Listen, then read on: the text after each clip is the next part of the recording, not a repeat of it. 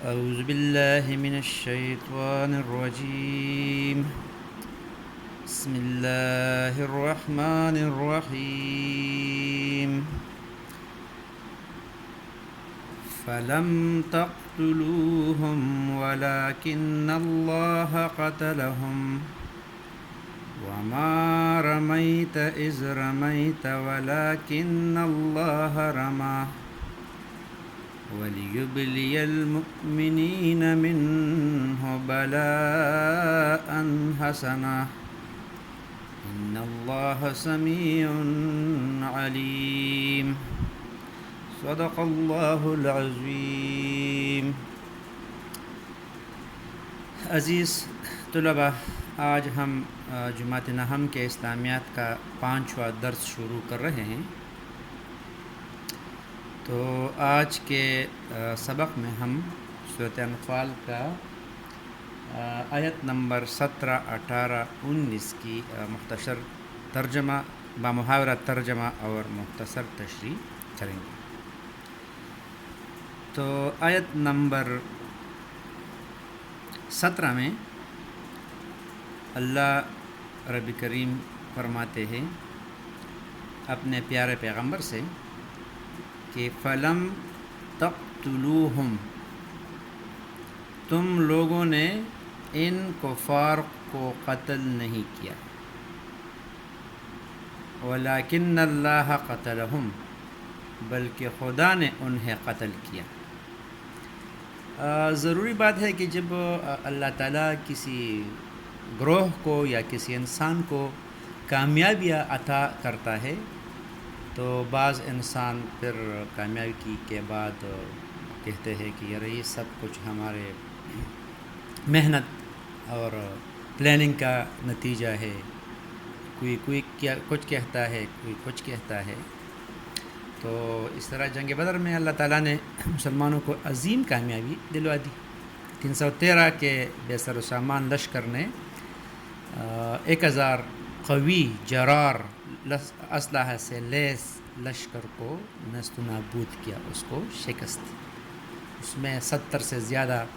بڑے بڑے سردار مارے گئے، جس میں ابو جہل، عتبہ، شیبہ، ولید، بڑے بڑے جو پلر تھے کفر کے، وہ مارے گئے. اسی طرح بڑے بڑے سردار ان کے پکڑے گئے، قیدی بن کر مسلمانوں کے قبضے میں آ گئے. تو پھر اس طرح کچھ لوگ مسلمان اپنے جو کامیابی ہے اپنی مرہون محنت سے اس کو جوڑتے تھے. تو اللہ تعالیٰ نے اسی آیت میں فرمایا کہ تم لوگوں نے ان کفار کو قتل نہیں کیا بلکہ خدا نے ان کو قتل کیا. اس کے بعد آیت کا جو ٹکڑا ہے اس میں ایک خاص واقعے کی طرف اشارہ ہے، لیکن پہلے ترجمہ کرتے ہیں کہ وما رمیتا، تو نے اے پیغمبر، اے محمد صلی اللہ علیہ وسلم، تم نے نہیں پھینک کی تھی، اذ رمیتا، جب تم نے کنکریاں پھینکی تھی، ولیکن اللہ رما، بلکہ اللہ تعالیٰ نے پھینکی تھی. محاورہ ترجمہ ہوگا کہ اے محمد صلی اللہ علیہ وسلم، جس وقت تم نے کنکریاں پھینکی تھی تو تم نے نہیں پھینکی تھی بلکہ اللہ تعالیٰ نے پھینکی تھی. تو عزیز طلباء، اس میں ایک خاص واقعے کی طرف اشارہ ہے جو عین میدان جنگ میں غزوہ بدر کے عین لڑائی کے موقع پر یہ پیش آیا تھا. اس میں اللہ تعالیٰ نے پیغمبر پاک صلی اللہ علیہ وسلم کے ایک معجزے کا ذکر کیا ہے. اور جس طرح یہ رکوع سارا چل رہا ہے مسلمانوں پر انعامات احسانات کا، تو اللہ تعالیٰ نے مسلمانوں پر یہ بھی ایک بہت بڑا انعام کیا تھا. وہ انعام کچھ اس طرح تھا، اس میں اس واقعے کی طرف اشارہ ہے کہ جب غزوہ بدر کے موقع پر لڑائی شدت اختیار کر گئی تو حضور نبی پاک صلی اللہ علیہ وسلم نے مٹھی بھر کنکر لے کر کفار کی جو لشکر تھی اس کی طرف پھینکی، اور ساتھ ہی 3 مرتبہ پیغمبر پاک صلی اللہ علیہ وسلم نے ارشاد فرمایا کہ شاہت الوجوہ، بگڑ گئے ان کے چہرے. یعنی یہ کلمات آپ صلی اللہ علیہ وسلم نے فرمائے. اور خدا کی قدرت تھی کہ ان کنکریوں کے ریزے ہر کافر کی آنکھ میں پہنچیں اور سب کفار آن کے ملنے لگے، اور ادھر سے مسلمانوں نے ایک بارگی حملہ کیا، چنانچہ بہت سے کفار مارے گئے اور بہت سے قیدی بنائے گئے۔ تو اس میں اس طرح اشارہ ہے کہ عام طور پر جب ایک آدمی اپنے ہاتھ میں کچھ کنکریاں یا ریت لے کر مخالفین پر پھینکتے ہیں تو اس کا اتنا نقصان نہیں ہوتا ہے، کوئی انسان کو نہیں مار سکتا ہے، اتنے بڑی فوج کو نقصان نہیں پہنچ سکتا، زیادہ سے زیادہ ایک انسان کو اس کے آنکھوں میں چلے جائے گا۔ لیکن جب پیغمبر صلی اللہ علیہ وسلم نے مٹھی بھر کنکریاں کفار کے لشکر کی طرف پھینکی مین میدان جنگ میں تو وہ سب کے آنکھوں میں چلے گئے۔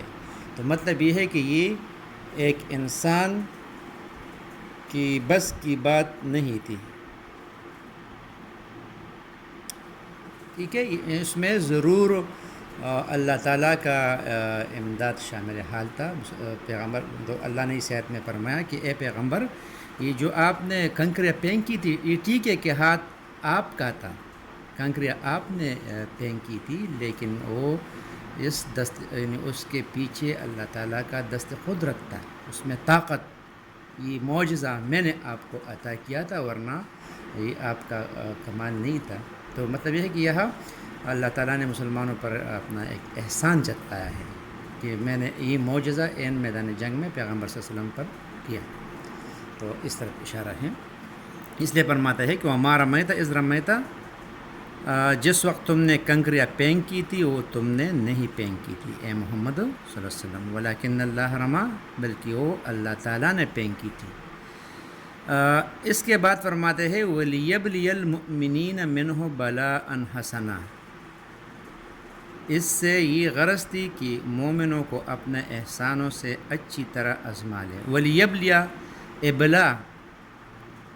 ابلا کہتے ہیں عربی میں امتحان کو، آزمائش کو، یہاں ہم اردو میں یا پشتو میں ہم امتحان اس کو کہتے ہیں کہ جب ہم پر کوئی مصیبت آ جاتی ہے، لیکن عربی میں شریعت کی روح سے اللہ تعالیٰ کی طرف سے امتحان دو طرح کا ہوتا ہے۔ ایک طرح کا امتحان اس طرح ہے کہ اللہ تعالیٰ کسی انسان کو بیمار کر دیتا ہے، اس کو نقصان پہنچاتا ہے، وہ تاوان برتا ہے، کوئی اس کا فوت ہو جاتا ہے، اس کے گاڑیاں تباہ ہو جاتی ہے، اس کی فصل تباہ ہو جاتی ہے، تو ہم اس کو امتحان کہتے ہیں کہ یار یہ فلانا شخص جو ہے، یہ فلانا بندہ اللہ کے امتحان میں ہے، اللہ کی آزمائش میں۔ حالانکہ اس طرح نہیں ہے، اس دنیا میں جو بھی انسان ہے چاہے کسی بھی حالت میں ہے، وہ سب امتحان سے گزر رہے ہیں، ایک ایک لمحے کے بارے میں اللہ تعالیٰ پوچھ لے گا۔ تو امتحان صرف مصیبت کا نہیں ہے، امتحان یہ بھی ہے کہ اللہ تعالیٰ کسی شخص کو، کسی بندے کو طاقت دیتا ہے، یہ بھی امتحان ہے، طاقت امتحان ہے، کسی کو حسن دیتا ہے، کسی کو اچھا عہدہ دیتا ہے، کسی کو طاقت دیتا ہے، کسی کو مال جائیداد وغیرہ دیتا ہے، زمین دیتا ہے، بادشاہت دیتا ہے، تو یہ سب امتحان ہے۔ یہ نہیں ہے کہ ایک خوش بندہ امتحان میں نہیں ہے، وہ مطلب یہ ہے کہ سب زیادہ امتحان کو اس بندے کا ہے جو خوش ہے، اس لیے کہ اس کے پاس مال زیادہ ہے، اس کے پاس طاقت زیادہ ہے، اس کسی بھی موقع پر اس سے، یعنی ہمارے ہاتھوں جس بندے کو مصیبت پہنچتی ہے وہ اتنے برائی یا گناہ نہیں کرتے ہیں جس طرح کوئی انسان صاحب اختیار ہے وہ اپنے طاقت سے جتنا زیادہ غلط پیدا لیتا ہے اس کا امتحان زیادہ ہے۔ تو اسی لیے یہ اللہ فرماتا ہے کہ وَلِيَبْلِيَ الْمُؤْمِنِينَ مِنْهُ بَلَاءً حَسَنًا، اس سے یہ غرض تھی کہ مومنوں کو اپنے احسانوں سے اچھی طرح آزما لے۔ تو یہاں مسلمانوں پر جو ابتلا آیا تھا، امتحان آیا تھا، وہ اچھی امتحان تھی، خوشی کی تھی کہ تھوڑی سی فوج نے بڑی فوج کو شکست دی، مسلمانوں کا کامیابی ملی۔ تو یہ اللہ تعالیٰ نے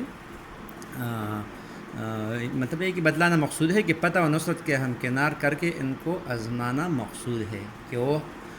اسے ہمارا انعام سمجھ کر شکر گزاری کرتے ہیں یا اپنی ذاتی قابلیت سمجھ کر اس پر فخر و ناز کرتے ہیں۔ اللہ سمیع علیم، بے شک خدا سنتا اور جانتا ہے۔ آیت نمبر 18 میں اللہ تعالیٰ فرماتے ہیں کہ ذالکم، بات یہ ہے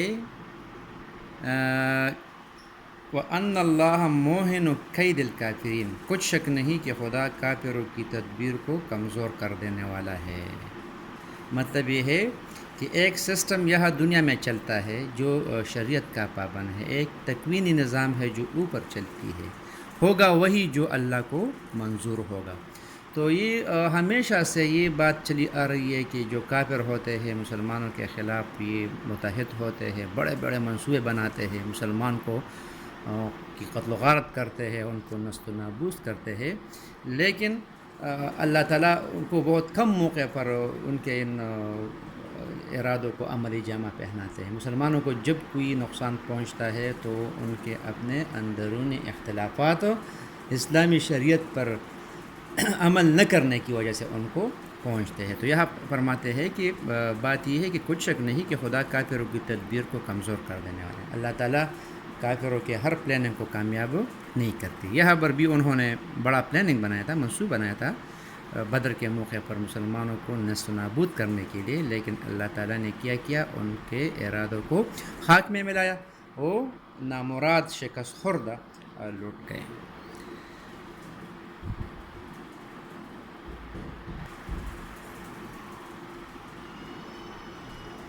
آیت نمبر 19 میں اللہ رب العزت فرماتے ہیں کہ ان تستفتحوا، کافرو اگر تم محمد صلی اللہ علیہ وسلم پر فتح چاہتے ہو، فقد جاءکم الفتح، تو تمہارے پاس فتح آ چکی ہے۔ تو اسی آیت کے اسی ٹکڑے میں ایک واقعے کی طرف اشارہ ہے کہ جب ابو جہل اپنے 1000 بندوں کے ساتھ مکے سے نکل رہا تھا بدر کی طرف، تو ابو جہل نے کعبے کا غلاف پڑھ کر بلند آواز سے دعا مانگی، اور ان کے ساتھ جو ان کے خواری تھے انہوں نے اس پر امین بھی کہا، وہ دعا یہ تھی کہ اے اللہ، اس لیے کہ جس طرح مسلمان کعبے کی تعظیم کرتے تھے اس طرح یا کرتے ہیں ابھی، وہ کافر بھی کعبے کی بہت تعظیم کرتے تھے، جب کہیں جاتے تھے تو وہاں پر منتیں کرتے تھے، سوال دعا مانگتے تھے، لیکن ان کا اپروچ غلط تھا، انہوں نے کعبے میں بت رکھے تھے، ان کو سجدہ کرتے تھے، اور مسلمان اللہ کی عبادت کرتے ہیں، کعبہ کی طرف کرتے ہیں۔ تو ابو جہل جب نکل رہا تھا 1000 بندوں کے ساتھ مکے سے مدینے کی طرف، تو انہوں نے کعبے کے غلاف پکڑ کر دعا مانگی کہ اے اللہ، ہم میں سے اور مومنین میں سے جو بھی حق پر ہو تو آپ ان کو فتح عطا کر دیں، تو یہ اسی دعا کا تذکرہ ہے کہ ان تستفتحوا، اگر تم محمد صلی اللہ علیہ وسلم پر فتح چاہتے ہو، فقد جاءکم الفتح، تو تمہارے پاس فتح آ چکی تھی۔ تو جب وہ بدر میں آئے تو ان کو شکست ہو گئی، مسلمانوں کو کامیابی مل گئی، تو اللہ تعالیٰ نے ان کو وہی وعدہ یاد دلایا تھا کہ آپ نے دعا مانگی تھی کامیابی کی، دعا تو قبول ہو گئی مسلمانوں کی کامیابی کی شکل میں اور آپ کی شکست کی شکل میں، تو ابھی آپ اپنے کرتوتوں کے باز آ جائے اور راہ حق پر آ جائے۔ تو اس لیے فرماتے ہیں کہ وَإِن تَنْتَهُوا، اگر تم اپنے افعال سے باز آ جاؤ، یعنی اگر آپ منع ہو جائے فَهُوَ خَيْرٌ لَكُمْ، تو تمہارے حق میں بہتر ہے۔ تو دیکھیں اللہ تعالیٰ کتنا غفور الرحیم ہے، بار بار کافرین کو، مشرکین کو، جو گناہ گار ہے، بار بار ان کو دعوت دیتے ہیں کہ آپ اپنے گناہیں چھوڑ دیں، میرے دربار میں آ جائے، میرے در میں آ جائے، تو میں کیا کروں گا، آپ کے گناہوں کو معاف کر دوں گا۔ تو یہ بھی فرماتے ہیں کہ اگر تم اپنے افعال سے باز آ جاؤ فَهُوَ خَيْرٌ لَكُمْ، تو یہ تمہارے حق میں بہتر ہے۔ وَإِن تَعُودُوا نَعُودُ، اگر پھر نافرمانی کرو گے تو ہم بھی پھر تمہیں عذاب کریں گے۔ ٹھیک ہے، یعنی اللہ فرماتے ہیں کہ اگر آپ نے توبہ کر لیا تو ہم آپ کو معاف کریں گے، اگر آپ نے پھر نافرمانی کی تو جس طرح آپ کو بدر میں شکست ہو گئی، تو اس طرح بعض میں اور بھی موقع آئیں گے آپ کو ان میں شکست کا سامنا ہوگا۔ اور فرماتے ہیں وَلَن تُغْنِ عَنْكُمْ فِئَتُكُمْ شَيْئًا، اور تمہاری جماعت خواہ کتنی ہی کثیر ہو تمہارے کچھ بھی کام نہ آئے گی۔ وَلَن تُغْنِ، تمہیں کچھ بھی کام نہیں آئے، ان کو، تم کو، فِئَتُكُمْ، تمہارا قبیلہ، تمہارا گروہ، تمہارا فوج، شیئن کچھ بھی، ولو کا صورت، خواہ کتنی کثیر کیوں نہ ہو. مطلب آپ کے پاس بہت سا اسلحہ ہے، جدید اسلحہ ہے، ٹیکنالوجی ہے، فوج بھی زیادہ ہے، ٹھیک ہے، لیکن کامیابی کس کے، یعنی تو اسباب ہے، اس کو تو ہم اختیار کریں گے، لیکن رزلٹ جو ہے وہ اللہ پر چھوڑیں گے. تو یہاں پر مشرکین کے ساتھ بہت بڑی طاقت تھی، لیکن شکست ان کو ہو گئی، اس لیے کہ کامیابی ان کو ملتی ہے، یعنی جن کے پاس اللہ تعالیٰ کی امداد شامل حال ہوتی ہے. تو وَأَنَّ اللَّهَ مَعَ الْمُؤْمِنِينَ، اور خدا تو مومنوں کے ساتھ ہے، اور خدا تو مومنوں کے ساتھ ہے. مطلب یہ ہے کہ اللہ تعالیٰ جو ساتھی ہے وہ مومنوں کا ہے. یہ دنیا کا قانون ہے، ٹسلس ہے، حق اور باطل کی کشمش جھگڑے جو ہے وہ آدم علیہ السلام سے لے کر قیامت تک ہوں گے. اس طرح ان کے دو بیٹوں کے درمیان جھگڑا ہوا تھا، قیامت تک ہوں گے، ٹھیک ہے، لیکن اللہ تعالیٰ جو ہے وہ مومنوں کے ساتھ ہے، ٹھیک ہے. تو آج کے لیے اتنا ہی کافی تھا. وما علینا الا البلاغ.